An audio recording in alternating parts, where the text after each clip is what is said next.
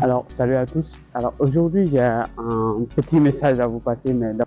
Et ce que je voulais vous dire, c'est que j'ai reçu en fait une question parce que souvent je publie mon bureau sur Instagram et parfois sur mon statut WhatsApp. Donc, il y a des gens qui me demandent, oui, bah en fait, toi, ça fait des années que tu fais, bon, pas comme si j'étais un vieux non plus, mais en gros, j'ai commencé il y a environ 4 5 ans, je dirais 5 ans. euh, à faire des vidéos, à lancer un business, etc. Et le problème, c'est que j'ai pas commencé avec un bureau tout de suite. Et c'est ce que je voulais vous dire en fait, parce que la question, j'ai trouvé elle est assez pertinente d'un point de vue où tu te demandes, ok, moi je vais lancer mon business, mais est-ce que je dois avoir un bureau? Alors ici, il y a un bouton, je suis à la CI de Vous voyez, c'est un peu joli ici. Et l'idée, en fait, de ça, c'est de comprendre qu'est-ce que vous voulez faire. Parce que se lancer, avoir un bureau et tout, ce sont des éléments qui sont très, très difficiles. Et moi, j'ai expérimenté. La première des choses, quand j'ai commencé mon business, je travaillais dans un espace de coworking. Vous voyez, dans un espace de coworking. Et j'avoue que c'était pas aussi simple que ça, en fait. Donc, je vais essayer de traverser. Voilà. Donc, ce que je disais, c'est qu'on n'est pas vraiment obligé d'avoir un bureau tout de suite. C'est-à-dire, quand vous vous lancez peut-être la première année, vous avez besoin d'avoir plusieurs choses. Et pour moi, quand même, normalement, le bureau, c'est pas obligatoire. Mais à un certain niveau, il le faut en fait. Parce que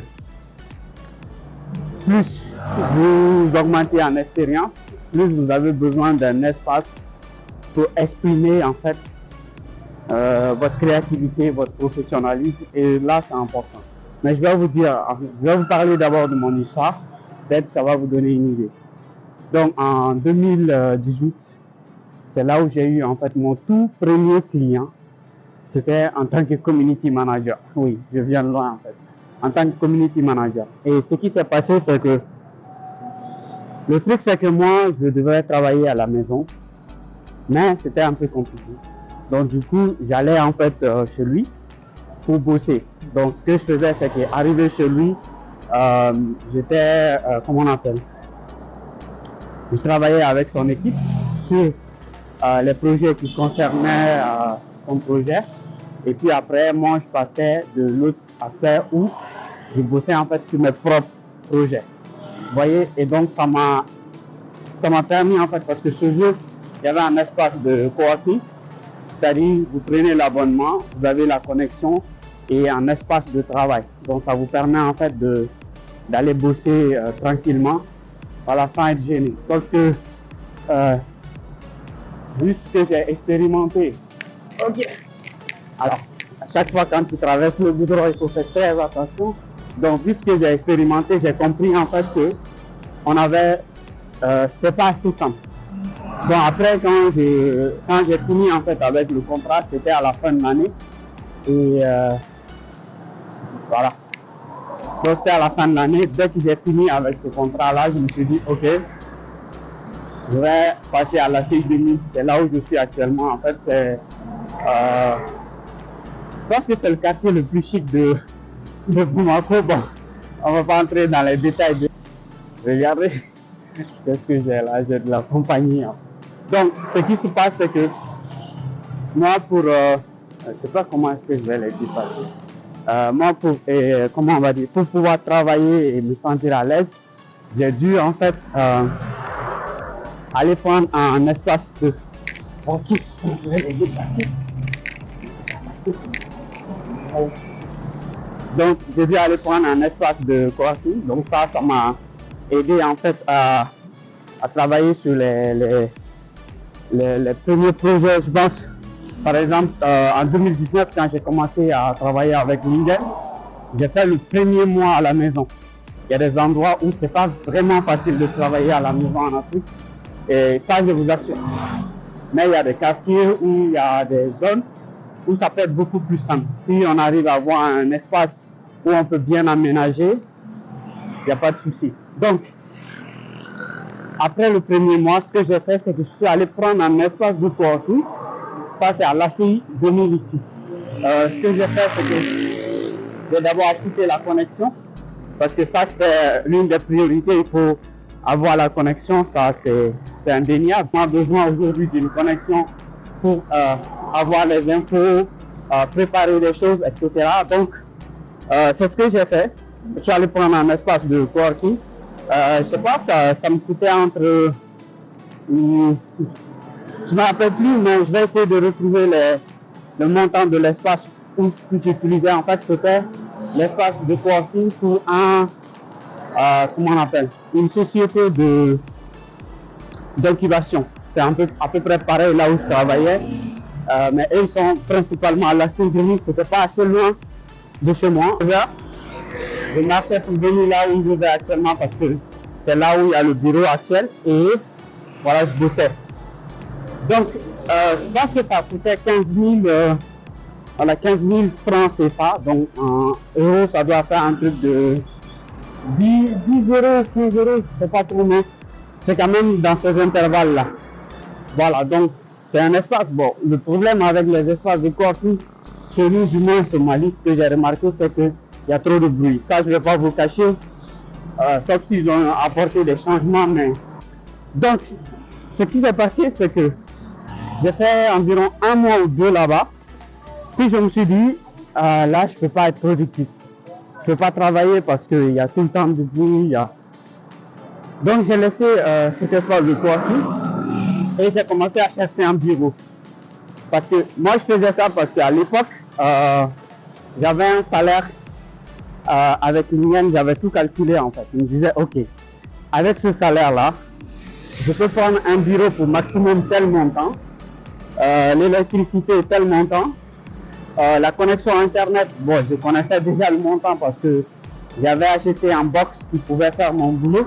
Vous voyez, donc ça m'a permis en fait de comprendre comment est-ce que je devrais structurer tout ça. Vous voyez, et donc c'est après ça que j'ai commencé maintenant à, ok, je fais ça. Et aujourd'hui, j'ai un bureau. Et ce qu'on va faire, c'est que je vais rentrer tout de suite, je suis presque arrivé, et je vais vous montrer en fait le bureau. C'est ok? Donc c'est parti. Allez.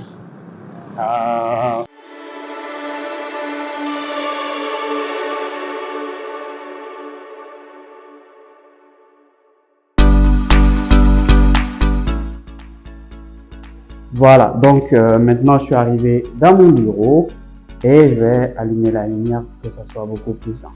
Donc ici on a les éléments et vous voyez, donc ça c'est le petit bureau que j'ai. Je sais pas si je connais pas les détails. Vous voyez, ici souvent je fais tout ce qui est les dessins de logo.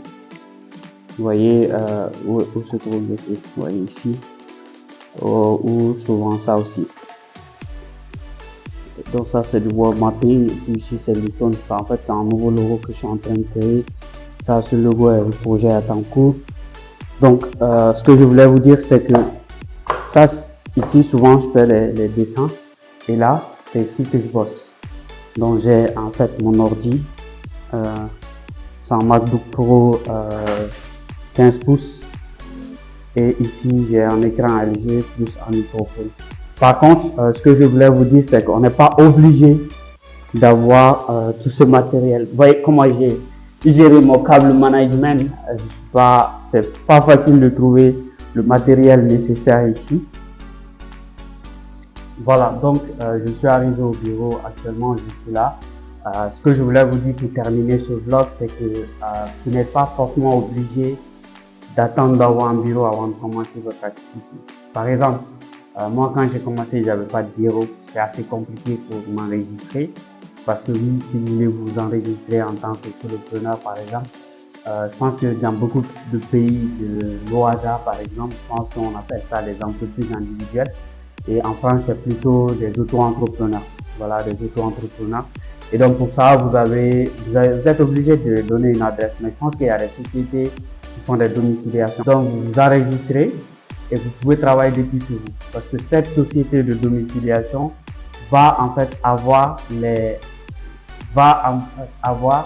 l'adresse pour vous. C'est-à-dire, ils vont dire que vous êtes hébergé chez eux.